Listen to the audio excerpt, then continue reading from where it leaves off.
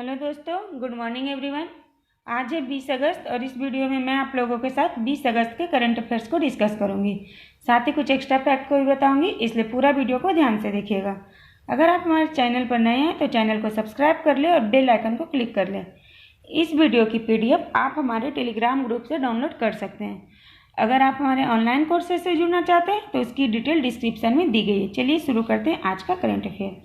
आज का हमारा पहला प्रश्न है, हाल ही में किस देश के राष्ट्रपति ने सेना के विद्रोह के बाद इस्तीफा दे दिया?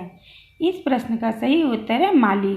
माली के राष्ट्रपति ने सेना के विद्रोह के बाद इस्तीफा दे दिया है।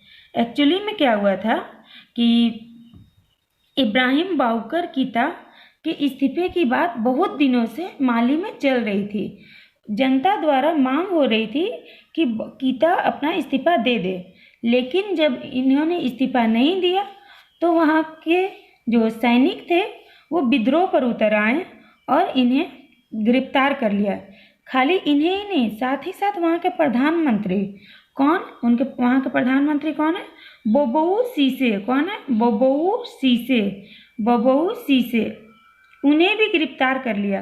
और ये इब्राहिम बाउकर कीता वहाँ के राष्ट्रपति है, दोनों को गिरफ्तार कर लिया। जिसके चलते क्या हुआ कि बाउकर कीता को ग्लानि महसूस हुई और उन्होंने अपना इस्तीफा दे दिया। अब बात हो रही है माली की, तो माली की कैपिटल क्या है? तो माली की कैपिटल है बमाको। क्या? बमाको।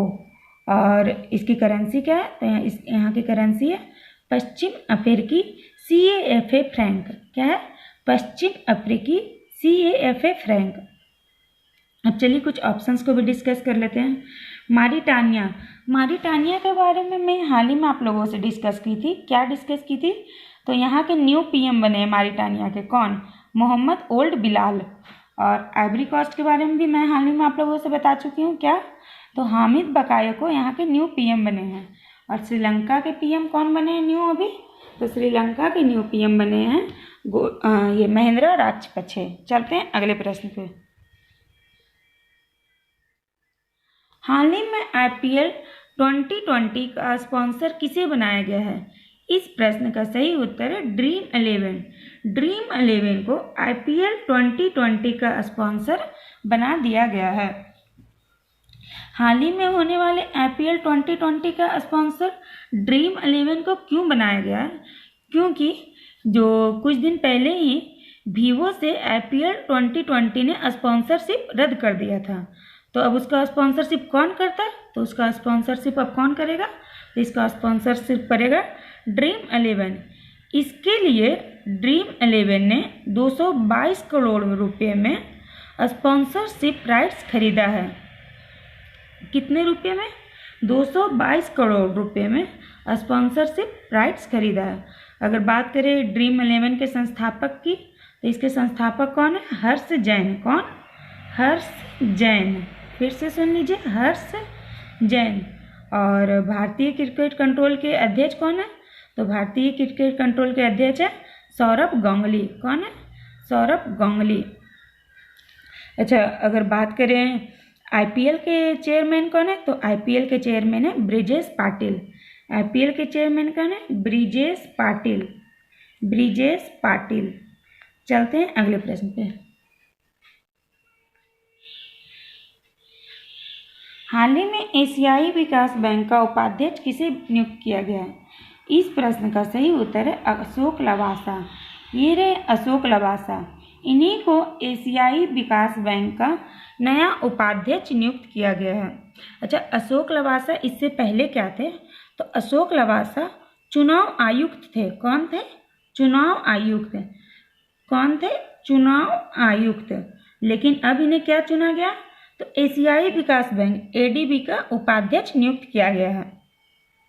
इन्होंने इस्तीफा दे दिया है इस पद से। इन्होंने चुनाव आयुक्त के पद से इन्होंने इस्तीफा दे दिया है और अब इन्हें कौन सा पद मिल गया है? एशियाई विकास बैंक का पद मिल गया है। अच्छा, ये दूसरे ऐसे चुनाव आयुक्त हैं जिनका कार्यकाल पूरा हुए बिना ही किसी दूसरे पद पर नियुक्ति मिल चुकी है। अच्छा, अगर ये दूसरे चुनाव आयुक्त है तो पहले कौन थे? अब ये सोचने वाली बात है। तो पहले थे 1973 के मुख्य निर्वाचन चुनाव आयुक्त। कौन? 1973 के मुख्य निर्वाचन चुनाव आयुक्त कौन? नागेंद्र सिंह। कौन? नागेंद्र सिंह, जिनका कार्यकाल पूरा हुए बिना ही उन्हें अपना इस्तीफा देकर एक नए पद पर चुन लिया गया था। कौन से पद पर? तो अंतर्राष्ट्रीय न्यायिक अदालत में उन्हें जज बना दिया गया था। नागेंद्र सिंह अपने पद से इस्तीफा दे दिए थे और इन्हें एक नया पद मिला था। कौन सा पद मिला था? तो अंतर्राष्ट्रीय न्यायिक अदालत में जज का। अच्छा, बात करें अगर अशोक लवासा की, तो अशोक लवासा एडीबी में मतलब अंतर एशियाई विकास बैंक में किसका स्थान लेंगे? तो अशोक लवासा एडीबी में दिवाकर गुप्ता का स्थान लेंगे। किसका स्थान लेंगे? दिवाकर गुप्ता का स्थान लेंगे।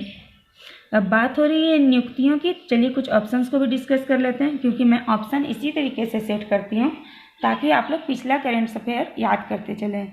कौशिक खोना ये गो एयर के सीईओ बन चुके हैं। सत्यपाल मलिक, कल ही मैं बताई आप लोगों को, नहीं परसों में बताई थी। सत्यपाल मलिक कहाँ के राज्यपाल बने हैं?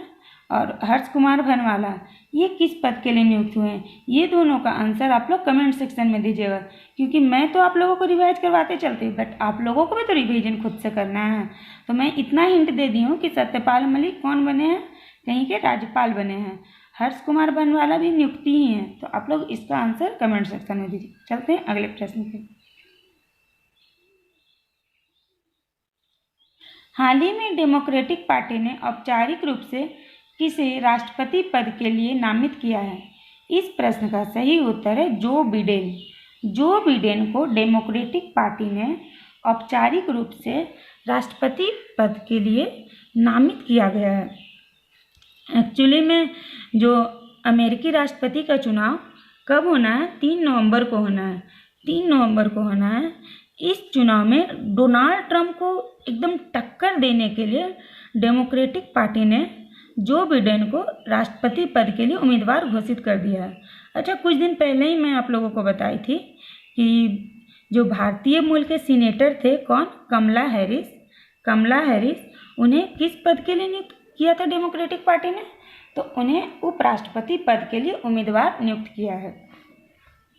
अब नियुक्तियों की बात हो रही है, तो चलिए कुछ देख लेते हैं ऑप्शंस को भी। मनीष प्रभात, मैं कुछ दिन पहले ही आप लोगों को बताई थी कि उज्बेकिस्तान में भारत के नए राजदूत बने हैं। प्रमोद भाषण लिखा गया, ये भाषण होगा। प्रमोद भाषण ये कौन थे? तो ICRIER के नए चेयरमैन। कौन? ICRIER के न्यू चेयरमैन बने थे। कौन? प्रमोद भाषण। चलते हैं अगले प्रश्न पे। वर्ल्ड फोटोग्राफी डे किस दिन मनाया जाता है? इस प्रश्न का सही उत्तर है दोस्तों 19 अगस्त। 19 अगस्त को वर्ल्ड फोटोग्राफी डे मनाया जाता है। अच्छा, इसके अलावा एक और दिवस मनाया जाता है 19 अगस्त को, वो क्या? तो विश्व मानवता दिवस। क्या? वर्ल्ड ह्यूमैनिटेरियन दिवस। विश्व मानवता दिवस। विश्व मानवता दिवस। कौन सा दिवस? विश्व मानवता दिवस कब मनाया जाता है? 19 अगस्त को। ये दोनों चीज किस दिन मनाया जाता है? 19 अगस्त को। इसी तरीके से कुछ ऑप्शंस को भी डिस्कस करते हैं। 12 अगस्त को मैं बताई थी क्या मनाया जाता है। तो 12 अगस्त को आप लोगों को मालूम है विश्व युवा दिवस मनाया जाता है, और उसके साथ साथ और क्या मनाया जाता है? तो वर्ल्ड एलिफेंट डे भी मनाया जाता है। 3 अगस्त को मैं बता चुकी हूँ क्या मनाया जाता है? वर्ल्ड संस्कृत दिवस। और 1 अगस्त मुस्लिम महिला अधिकार दिवस। वर्ल्ड संस्कृत डे कब मनाया जाता है? 3 अगस्त को। 19 अगस्त को मैं 2 चीज़ बता चुकी हूँ, वर्ल्ड फोटोग्राफी डे और वर्ल्ड ह्यूमैनिटेरियन डे। 12 अगस्त को मैं बता चुकी हूँ अंतर्राष्ट्रीय युवा दिवस और इसके साथ साथ वर्ल्ड एलिफेंट डे, और 1 अगस्त को अंतर्राष्ट्रीय मुस्लिम महिला अधिकार दिवस। चलते हैं अगले प्रश्न पे। अगले प्रश्न को डिस्कस करने से पहले दोस्तों मैं आप लोगों को याद करा देना चाहती हूँ, आप लोग वीडियो को लाइक कर दीजिए और शेयर कर दीजिए। मैं हर एक प्रश्न के साथ आप लोगों को एक्स्ट्रा फैक्ट भी बताती हूँ, साथ ही साथ पिछले करंट अफेयर्स को भी रिवाइज करवाती हूँ। तो आप लोग मेरी मेहनत को समझिए और इसको ज़्यादा से ज़्यादा लाइक कर दीजिए। ज़्यादा से ज़्यादा लाइक कर दीजिएगा तो मैं आप लोग, और ज़्यादा से ज़्यादा शेयर कीजिएगा तो मैं आप लोगों के लिए न्यू चीज़ों को प्रत्येक दिन लाते ही रहती हूँ और भी आगे लाते रहूँगी। अब चलते हैं, डिस्कस करते हैं इस प्रश्न को। हाल ही में किसने फुल स्पेक्ट्रम इंडियाज वार 1972-2020 पुस्तक को लिखा है? इस प्रश्न का सही उत्तर है अर्जुन सुब्रमण्यम। अर्जुन सुब्रमण्यम ने इस पुस्तक को लिखा है। किस पुस्तक को? फुल स्पेक्ट्रम इंडियाज वार 1972-2020। अच्छा, ये अर्जुन सुब्रमण्यम है कौन? तो अर्जुन सुब्रमण्यम सेवानिवृत्त एयर वाइस मार्शल हैं। कौन है? सेवा retired air vice marshal. Air vice marshal कौन है? Arjun Subramaniam retired air vice marshal है, जिन्होंने किस पुस्तक को लिखा? तो फुल स्पेक्ट्रम इंडियाज वार 1972-2020 पुस्तक को। अच्छा, इससे पहले इन्होंने एक और पुस्तक को लिखी थी। कौन सी पुस्तक को लिखी थी? इंडियाज वार ए मिलिट्री हिस्ट्री। इंडियाज वार ए मिलिट्री हिस्ट्री। इंडियाज वार ए मिलिट्री हिस्ट्री 1947-1971। 1947-1971। ये जो पुस्तक इनको लॉन्च किए हैं उस पुस्तक की कड़ी है। यानी कि इस 47 और 1971 की अगली कड़ी कौन सी पुस्तक है? तो अगली कड़ी ये पुस्तक है, इंडियाज वार 1972-2020। अच्छा, इस पुस्तक का जो प्रकाशन है वो कौन करेगा? तो इस पुस्तक का प्रकाशन करेगा Harper Collins publishers India private limited. Harper Collins publishers India private limited. Harper Collins publishers India private limited. मैं 3 बार बोल चुकी हूँ, आप लोग अब मुझे पता है कि अपने कॉपी में लिख चुके होंगे। एक्चुअली इस पुस्तक के बारे में बता देती हूँ कि इस पुस्तक को में है क्या। तो इस पुस्तक में जितने भी प्रमुख ऑपरेशंस हुए हैं भारत में, जिनमें सशस्त्र बलों द्वारा जिन ऑपरेशनों को सशस्त्र बलों द्वारा अंजाम दिया गया है उसके बारे में लिखा गया है। जैसे कि 1999 में कारगिल का युद्ध, पूर्वोत्तर में उग्रवाद, जम्मू कश्मीर में आतंकवाद, इसके अलावा और भी युद्धों के बारे में इस पुस्तक में शामिल किया गया है। अब बात हो रही इम्पोर्टेंट बुक की, तो मैं आप लोगों को बता चुकी हूँ नीना राय, इन्होंने कौन सी पुस्तक को लिखा है हाल ही में? तो इन्होंने हाल ही में अमेजिंग अयोध्या नामक पुस्तक को लिखा है। अवनी दोषी, इन्होंने किस उपन्यास को लिखा है? तो बर्न्ट शुगर उपन्यास को किसने लिखा है? अवनी दोषी ने लिखा है। फिर योगेंद्र यादव, इनके बारे में भी बता चुके हैं। Making sense of Indian democracy, इस पुस्तक को किसने लिखा था? योगेंद्र यादव ने। दोस्तों देख रहे हैं ना, मैं आप लोगों को एक्स्ट्रा फैक्ट की भी बताती हूँ, साथ ही साथ आप लोगों का रिवीजन भी करवाते चलती हूँ। अच्छा लगता है ना हमारे वीडियो, तो वीडियो को लाइक कर दीजिए। हाल ही में किस बैंक ने डिजिटल बचत खाता जन बचत खाता लॉन्च किया है? इस प्रश्न का सही उत्तर है Fino payments bank. Fino payments bank ने डिजिटल बचत खाता जन बचत खाता को लॉन्च किया है। इस जन बचत खाता के अंतर्गत क्या होगा दोस्तों? इसके अंतर्गत ग्राहक किसी भी फिनो शाखा, कोई भी फिनो का जो ब्रांच होगा या फिर उसका मर्चेंट पॉइंट होगा, क्या होगा? मर्चेंट पॉइंट, उस पर फिंगरप्रिंट या OTP के जरिए लेन देन कर सकता है। इसके तहत क्या होगा? तो मैं एक बार और बता देती हूँ। इसके तहत जन बचत खाता के तहत क्या होगा कि कस्टमर फिनो पेमेंट्स बैंक के किसी भी शाखा या फिर मर्चेंट पॉइंट पर फिंगरप्रिंट और OTP के जरिए लेन देन कर सकता है। जबकि गैर फिनो केंद्र पर, अगर फिनो का केंद्र नहीं, फिनो का ब्रांच नहीं है, तो उस पर उन लोग क्या कर सकता है कि अपने आधार कार्ड का प्रमाण देकर वहाँ से लेन देन कर सकता है। अच्छा, इसके अलावा फिनो पेमेंट्स बैंक ने हाल ही में एक और खाता को लॉन्च किया था। वो कौन सा था? तो वो था भविष्य बचत खाता, उसका भी शुभारंभ कर चुका है। अब बात हो रही फिनो पेमेंट्स बैंक की, तो फिनो पेमेंट्स बैंक के अध्यक्ष कौन है?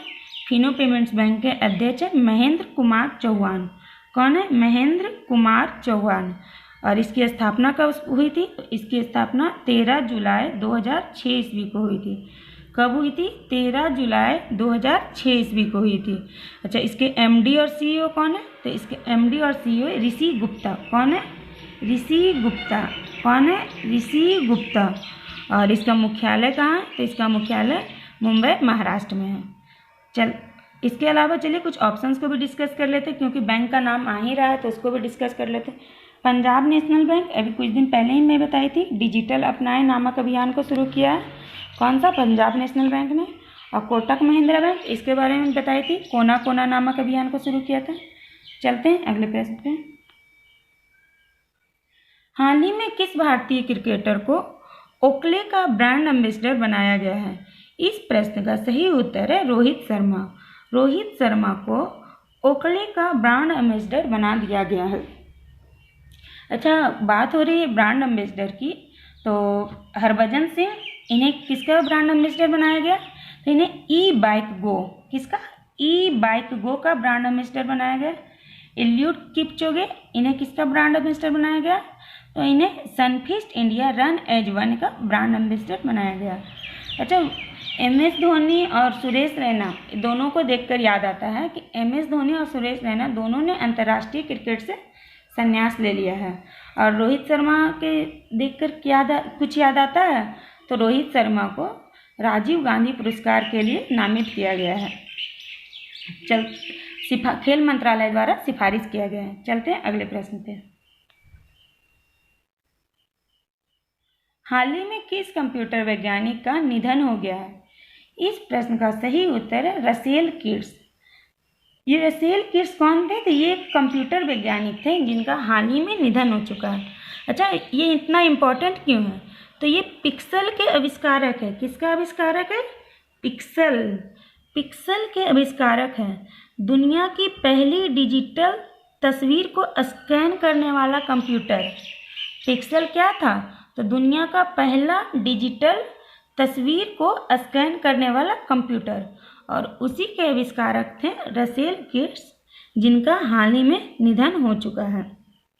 अब निधन की बात हो ही रही है तो कुछ ऑप्शंस को भी डिस्कस कर लेते हैं। मदर इंडिया की अभिनेत्री, ये तो आप लोगों को मुंह पर याद हो गया होगा, क्योंकि आप लोगों को बार बार मैं बता रही हूँ। ये कुमकुम, इनका भी निधन हो चुका है। लालजी दास टंडन, ये मध्य प्रदेश के राज्यपाल, इनका भी निधन हो चुका है। और पंडित जसराज, कल ही में बताई, इनका भी निधन हो चुका है। शास्त्रीय संगीत के ये थे। चलते हैं अगले प्रश्न पे। हाल ही में कौन सी IIT Atal ranking of institution on innovation achievement में प्रथम स्थान पर रहा? इस प्रश्न का सही उत्तर है IIT Madras. IIT Madras Atal ranking institution on innovation achievements में प्रथम स्थान पर रहा। अच्छा, इस रैंकिंग को जारी कौन किया? तो इस रैंकिंग को जारी उपराष्ट्रपति वेंकैया नायडू द्वारा 18 अगस्त को, इसको कब किया गया? 18 अगस्त 2020 को शिक्षा मंत्री रमेश पोखरियाल निशंक की उपस्थिति में एक वर्चुअल कार्यक्रम के दौरान जारी किया गया। फिर से मैं बता दे रही हूँ, इस रैंकिंग को जारी उपराष्ट्रपति वेंकैया नायडू द्वारा किया गया। कब किया गया? 18 अगस्त 2020 को किया गया। और किसकी मौजूदगी में हुआ? तो ये केंद्रीय शिक्षा मंत्री जो है अभी कौन है? रमेश पोखरियाल निशंक, इन्हीं की उपस्थिति में एक वर्चुअल कार्यक्रम के द्वारा इस रैंकिंग को जारी किया गया। अब आज के लिए इतना ही। अब चलते हैं रिवीजन ऑफ द डे पे। आज का हमारा क्वेश्चन ऑफ द डे है, हाल ही में कोरोना कविता काल नामक पुस्तक को किसने लिखा है? इस प्रश्न का उत्तर दोस्तों आप लोग कमेंट सेक्शन में दीजिएगा। चलते हैं रिवीजन ऑफ द डे पर।